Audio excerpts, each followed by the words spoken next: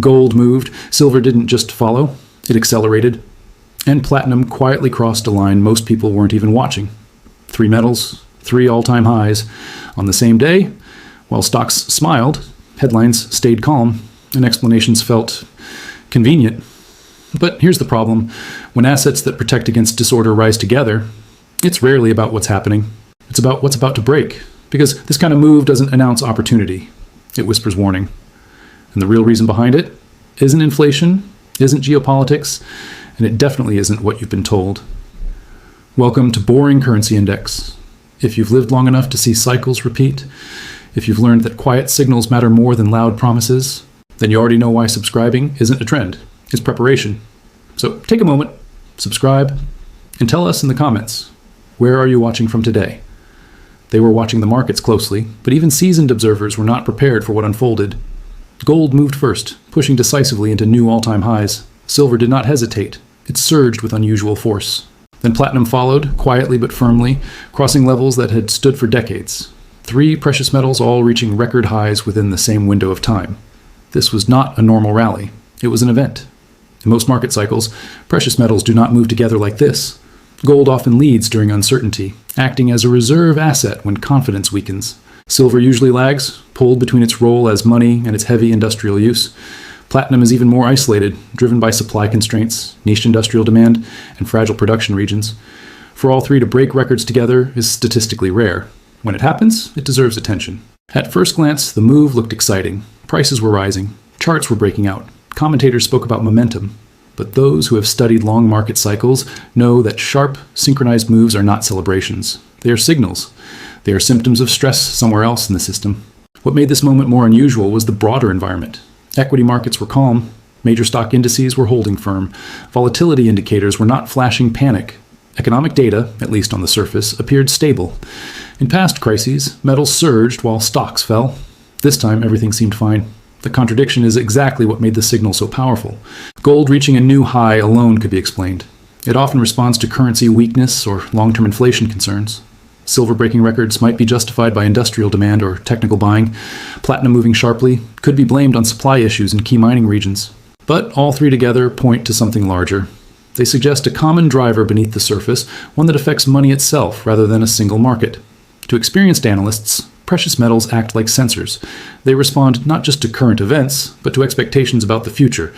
They react when trust in financial systems, currencies, or policy frameworks begins to erode. They often move before the reasons become obvious or publicly discussed. This is why the timing mattered. The rally did not coincide with a major shock, war escalation, or emergency policy announcement. There was no single headline that justified the scale of the move. Instead, the metals appeared to be responding to accumulated pressure that had been building quietly over time. When markets behave this way, the danger is misinterpretation. Many will focus on price alone and miss the message. They will see profit, not warning. But history shows that when defensive assets rise together, they are not predicting growth. They are pricing risk. This moment marked a shift, not necessarily a collapse, but a change in tone. The metals were not celebrating strength. They were preparing for instability. And for those willing to look beyond the charts, the question was no longer how high prices could go, but why they were moving at all. That question would not be answered by headlines. It would require looking deeper past the official explanations into the structure of the system itself. As prices climbed, the first explanations appeared almost instantly. Analysts pointed to geopolitics. Others mentioned inflation. Some spoke about interest rate cuts and central bank policy. On the surface, these reasons sounded familiar and comforting. They had been used many times before, but when examined carefully, they did not fully explain what was happening. Geopolitical tension was the easiest answer. It always is. Yet at that moment, there was no sudden global shock. No new conflict had erupted. No emergency announcement had changed the balance of power overnight. Diplomatic talks were ongoing in several regions, and some tensions had even cooled. If fear alone was driving the move, markets would have shown stress elsewhere. They did not. Inflation was another popular explanation. Prices had risen over recent years, and many still feared the long-term effects. But inflation data had not changed sharply in the days leading up to the metal surge. There was no new report that justified such a sudden and coordinated breakout. Inflation concerns may explain a slow rise, not a synchronized leap across 3 different metals. Interest rate expectations were also mentioned. Some argued that future rate cuts made non-yielding assets like gold more attractive. However, central banks had not yet acted. In fact, policy statements remained cautious.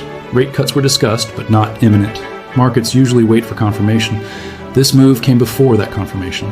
What made these explanations weaker was the behavior of other assets. Stock markets were steady. Bond markets were not showing panic. Credit spreads were calm.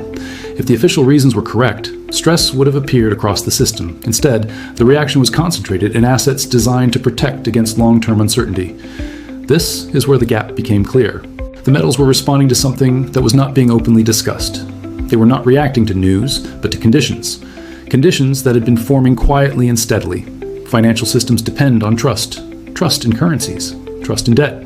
Trust in institutions to manage risk. When that trust weakens slowly, it does not cause panic at first. It causes repositioning. Large holders move early. They do not wait for headlines. They adjust before explanations are written. Another issue was mislabeling cause and effect. Many observers assumed metals were rising because of visible factors. In reality, those factors may have been secondary. The true driver could be a deeper concern about long-term stability, currency dilution, and the ability of policy tools to control future shocks. When markets cannot speak openly, they speak indirectly. Precious metals are one of those indirect languages. They reflect what cannot yet be said clearly. They move ahead of consensus, not behind it. This is why the common narrative felt incomplete. It explained the past, not the present. It described familiar patterns, not an unusual event. The synchronized rise of gold, silver, and platinum suggested that the system itself was being questioned, not just one part of it. To understand that signal, one had to move beyond headlines and look at structure. And that required asking a harder question. What long-term forces were pushing investors to prepare, quietly and decisively, all at once? Beneath the surface of the market's excitement, deeper forces were quietly at work. Gold, silver, and platinum were not moving randomly. Their surge reflected structural pressures that most casual observers could not see. While headlines focused on geopolitics or Fed expectations, the real drivers were embedded in the global financial architecture itself. Supply was one critical factor. Platinum, in particular, is mined in politically sensitive regions, such as South Africa and Siberia. Any disruption in these areas, even minor, can ripple through the market. Silver and gold, while more widely produced, were also experiencing strains in inventories and delivery chains. What appeared as a sudden price spike was, in reality, a reflection of scarcity meeting rising demand.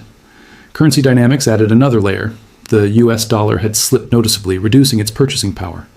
Investors responded by moving into non-yielding assets that retain value, particularly metals. This shift was amplified by expectations of continued monetary easing, even if official actions were delayed. Weakness in the dollar creates a multiplier effect. As the currency slides, metals rise, which in turn influences industrial and speculative flows. Technical forces reinforce the movement. Automated trading algorithms, chart-based strategies, and momentum-driven funds picked up the initial surge and amplified it. While these flows appeared as short-term buying, they were layered on top of the deeper structural factors. The result was a perfect storm. Fundamentals meeting technical acceleration, producing a synchronized breakout across all three metals. Investor psychology also played a subtle role. Experienced participants recognized that these metals act as barometers for systemic risk. They do not react merely to visible threats, but to the underlying fragility of global finance. When uncertainty accumulates quietly, the first signs are often in defensive assets like gold and silver, which move before equities or bonds show stress. Platinum's surge indicated that industrial and investment layers were simultaneously participating in this structural adjustment. Together, these elements painted a clear message. The metals were not rising because of temporary headlines. They were signaling deeper shifts in supply, currency confidence, and market positioning. This convergence was rare, and its significance extended beyond short-term gains. It suggested that a more fundamental reevaluation of risk and value was underway, a warning for those monitoring the health of the global economic system. In this context, gold, silver, and platinum were acting as sentinels. Their movements carried a message for decision-makers. The system was under pressure, and early signals often appear in unexpected places. Observers who recognized this dynamic understood that the rally was more than a fleeting opportunity. It was a signal demanding attention. This underlying framework set the stage for the next question. What were the implications for capital and strategy if these structural forces continued to unfold? That question would define the next part of the story. With gold, silver, and platinum all reaching unprecedented levels simultaneously, the message was clear. This was not a routine market fluctuation. For business leaders, investors, and entrepreneurs, the implications went far beyond potential short-term profits.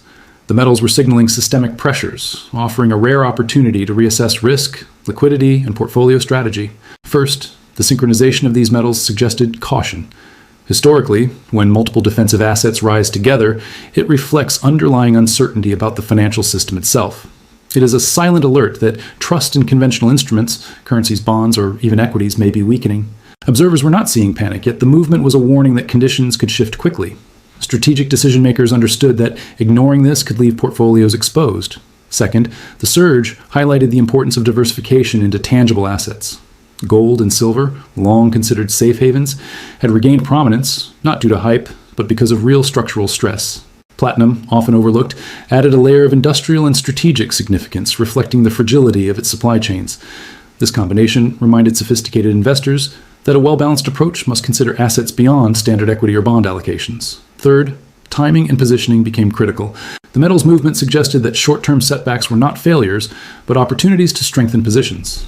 Buying during minor corrections, monitoring technical signals, and maintaining access to liquid resources could provide an advantage when the system's next wave unfolded. This was not about speculation. It was about preparing for structural realities that were quietly building over years.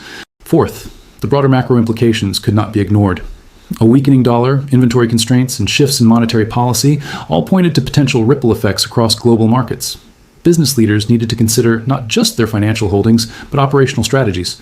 Supply chains, hedging policies, and capital allocations would all be influenced if these structural pressures persisted or intensified. Finally, the metals' behavior underscored the value of vigilance and analysis. Unlike reactive headlines, which often miss subtle systemic shifts, precious metals provide real-time insight into market confidence.